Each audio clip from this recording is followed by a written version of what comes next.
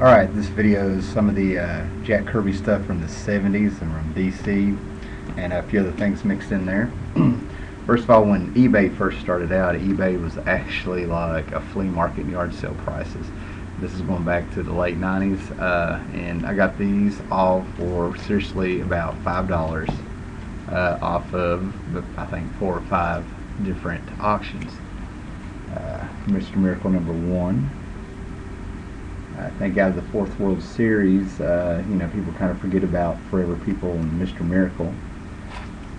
Okay, #2, Super Escape Artist, Granny Goodness, the X-Pit. I think this issue's been touched on. John Byrne did a Action Comics back in the 80s where he had Big Barda in one, made a adult movie with her, and then Mr. Miracle comes in to rescue, and there's a lot of stuff that influenced those issues. They keep going back. Alright, we got #4. And like I said, when I got these on eBay, they were cheap, including shipping. Nothing like eBay is now. The Murder Machine, one of my favorite issues. Of course, for you guys that don't know, Mr. Miracle is more or less based upon Jim Starlin's life. Jack Kirby was a little bit fascinated with how the guy used to be a carnival barker and all sorts of things, off the beaten path when he's going up. Jim Steranko, and was his name. I got it wrong a minute ago. And a lot of the stories and feats that Jim Steranko had done before getting into comics influenced Mr. Miracle. And actually, when they had a Justice League cartoon of a Mr. Miracle themed episode with paired up with the Flash, Jim Steranko, I believe, wrote that episode. Okay, #18, and I'm not sure, that might be the wedding issue. #9 if I found here. Okay. Alright, getting off in the Fourth World stuff, we'll get back in there. Here's a DC Comics first issue special. They'd run the series to get a feel for other comics and stuff. And this is Dingbats of Danger Street. And I still can't make up my mind if I like this or not. It's all Kirby. And, to me it looks like, these could be the Yancey Street kids that went up against the Thing. And before you start thinking they're the New Boy Legion, they kind of, quote, start saying, we don't like adults and adults don't like us. So, all that rebellion. Here's something I found interesting. About a year after Kirby came out, part of the DC implosion that happened in the 70s, they, brought back the New Gods.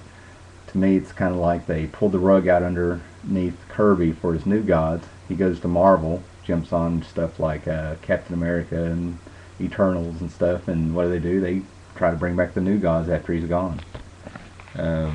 This is really bad, and I have no idea how I ended up getting this. So, here we go, a little gallery, Jack Kirby's Fourth World. Maybe we'll go back to that if I have some time here. Now, this is one of the comics. When I was a kid, Kirby absolutely terrified me just to look at his art. The Commandy stuff, the OMAC stuff, and this is the Losers #22 with no cover. No, excuse me. Our Fighting Forces, November 1975, #161. His stuff just scared me to death. 4 or 5 years old when you see this. His Loser specials were just, bizarre. Okay, here's a little something before he left. A couple of people did the art in this. Cobra #1. Okay. Not a lot to comment on that. They went through a whole lot of stuff. Okay, Jimmy Olsen, 135. I believe they may have got Neil Adams to go over this Kirby cover and fix the faces, if I remember right, if I remember the tails, and they did that a lot. They'd have people come in and fix his faces. Jimmy Olsen, 137. This Jimmy Olsen stuff just was some of Kirby's best stuff.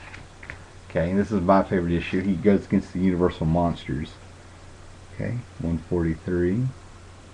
He fights, like I said, the Universal Monsters, Werewolf, Dracula, they're all in there. The Genocide Spray. Okay. Now, if I remember, these also had reprints of Golden Age Guardian Tales and stuff. Jimmy Olsen, 147. Yes, it's damaged. But you know, scoop on Suicide Slum with the Newsboy Legion. Okay, now these aren't in the greatest shape, but these are the Forever People that had Deadman in there. That's number 9. Heavily, you know, another Universal Monster influence in there. I mean, you know, come on, that looks like the Frankenstein. It's part 2 of that, number 10. I really need to. I never really find these to buy. Get a shot there. Great stuff. Alright, now this is the New Gods number 1, so forgive me, but it's coverless. Absolutely great stuff. I've carried this around since the 80s. It didn't have a back cover when I first got it. Okay, now here's where I come in with a cheat. DC started reprinting their books from the late 60s and 70s, stuff like Swamp Thing, which is Roots of Swamp Thing, and they did Deadman, the Carmine and Fantino issues, and the Neil Adams stuff, and then they did the New Gods. I don't know what they really did. What's great about these is that it's 2 issues apiece. And they have big wraparound covers, just like Kirby may have done them. And to compare, here's what they did in the 80s with the reprint. And here's the original. So, you know, not a bad deal. And like I said, I found these in dollar boxes. Hello again. It's from Jack Kirby.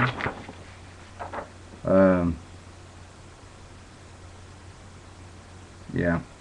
And, you know, it's just really good stuff. 2 issues apiece. Great little extras there. Introducing the characters so you get to know them. And we got our cover galleries. I made sure you knew what was going on here.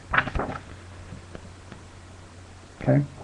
So, you know, this is real respectful, very cool. And when I mix these up with the New Gods that I have, I probably have close to every issue. And there we go, number 2, which had issues 3 and 4 in it.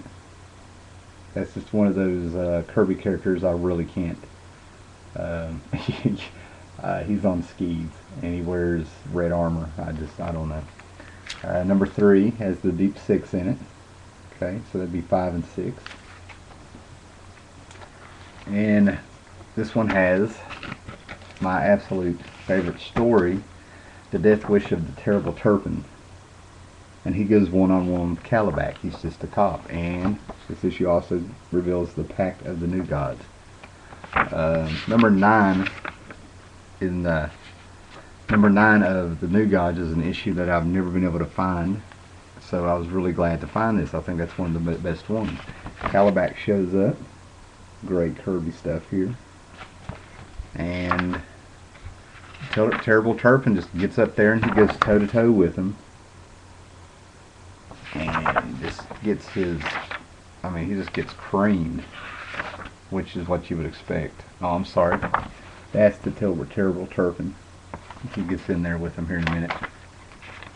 Stands up to him, gets just beat to death.